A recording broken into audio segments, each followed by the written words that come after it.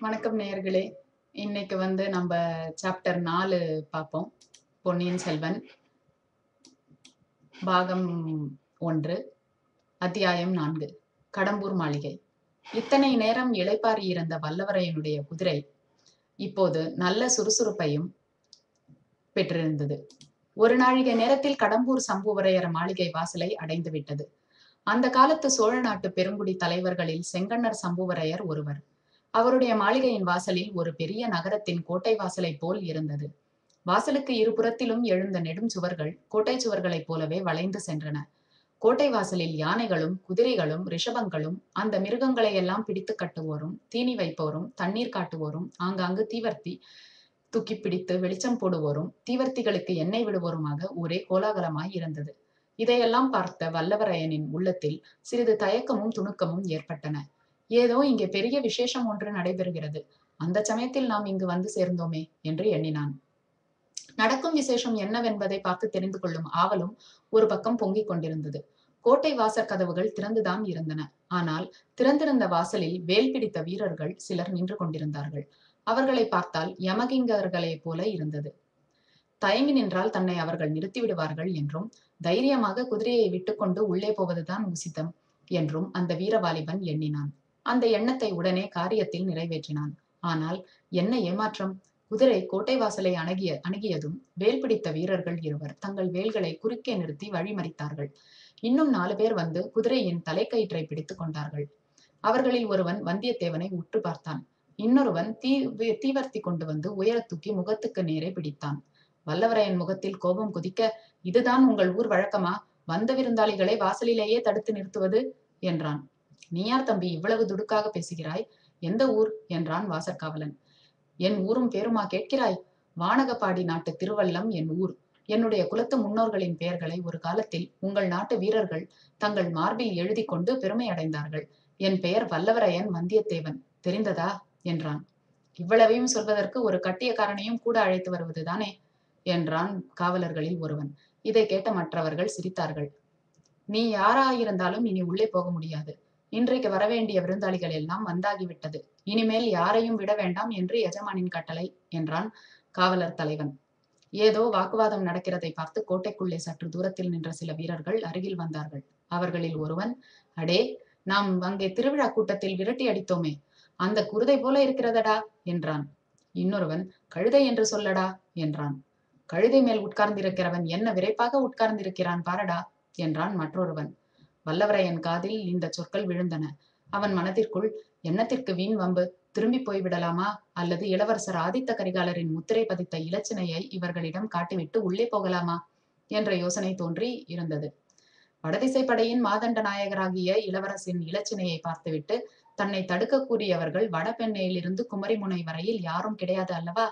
இப்படி அவன் மனதிற்குள் விவாதித்துக் கொண்டிருந்த போதுதான் பழுவேட்டரையர் ஆட்களின் கேலி பேச்சு அவன் காதில் விழுந்தது. உடனே என்ன செய்ய வேண்டும் என்பதை முடிவு செய்து கொண்டான். குதிரையை விடுங்கள், திரும்பி போகிறேன் என்றான். தடுத்த வீரர்கள் குதிரையின் முகக்கயிற்றை விட்டார்கள். குதிரையின் அடிவயிற்றில் வந்தியத்தேவன் தன் இரு கால்களினாலும் ஒரு அழுத்து அழுத்தினான். அதே நேரத்தில் உடைவாளை உரையிலிருந்து உருவி எடுத்தான். மின்னல் ஒளியுடன் கண்ணை பறித்த அந்த வாள் சுழன்ற வேகத்தினால் அவனுடைய கையில் திருமாலின் சக்கராயுதத்தை வைத்துக் கொண்டு சுழற்றுவது போல் தோன்றியது. குதிரை முன்னோக்கி கோட்டைக்குள்ளே பாய்ந்து சென்றது. வழியில் இருந்த வீரர்கள் திடீர் திடீரென்று கீழே விழுந்தார்கள்.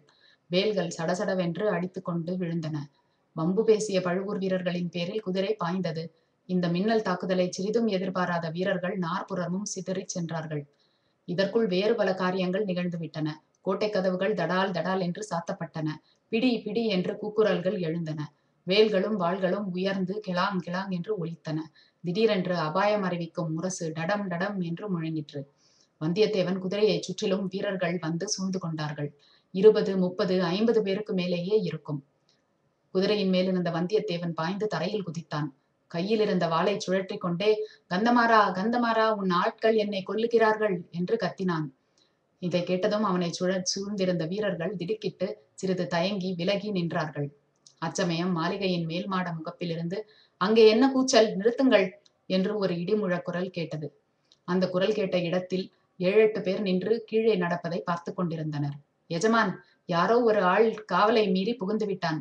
சின்ன எஜமான் பெயரை சொல்லி கூவுகிறான் என்று கீழே இருந்த ஒருவன் சொன்னான். கந்தமாறா, நீ போய் கலவரம் என்னவென்று பார். இவ்விதம் மேல் மாடத்திலிருந்து அதே இடிமுழக்க குரல் சொல்லிற்று.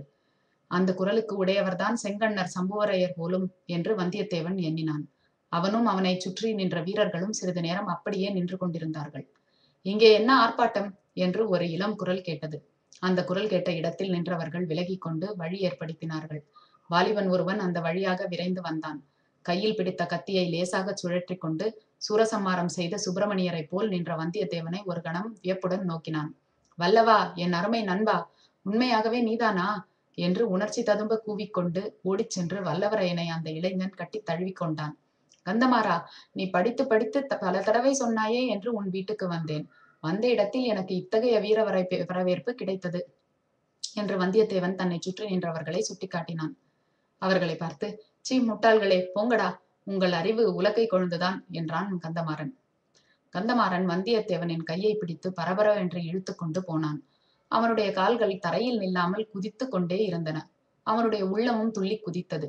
யவ்வன பிராயத்தில் உண்மையாக உள்ளம் ஒன்றுபட்ட ஒரு நண்பன் கிடைத்தால் அதை காட்டிலும் ஒருவனை பரவசப்படுத்தக்கூடியது வேறு என்ன உண்டு? ஆம், காதல் என்பது ஒன்று இருக்கத்தான் செய்கிறது.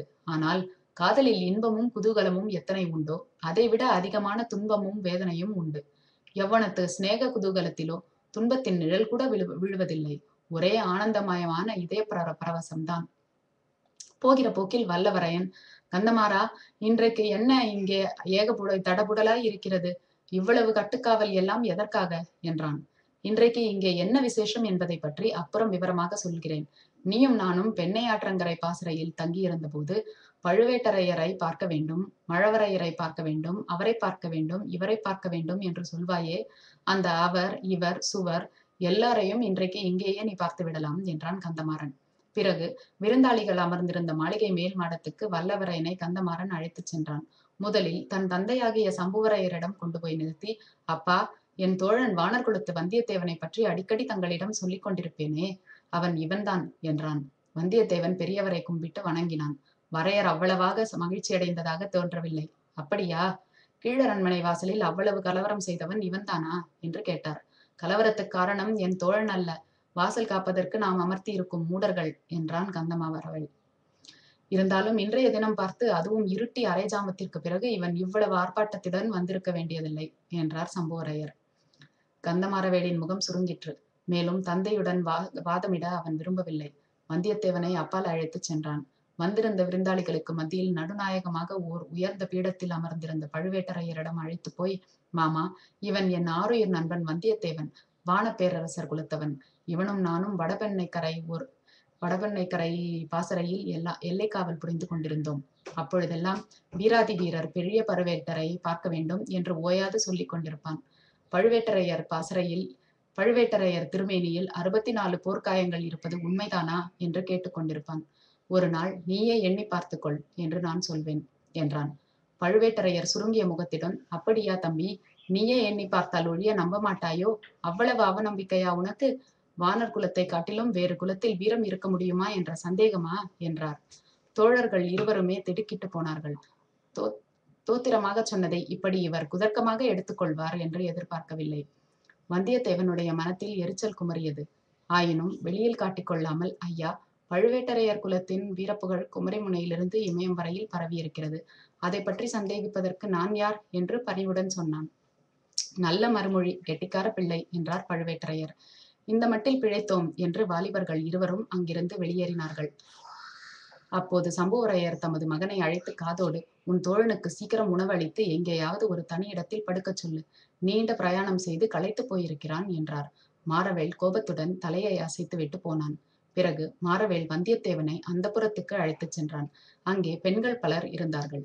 மாரவேலின் அன்னைக்கு வந்தியத்தேவன் நமஸ்காரம் செய்தான்.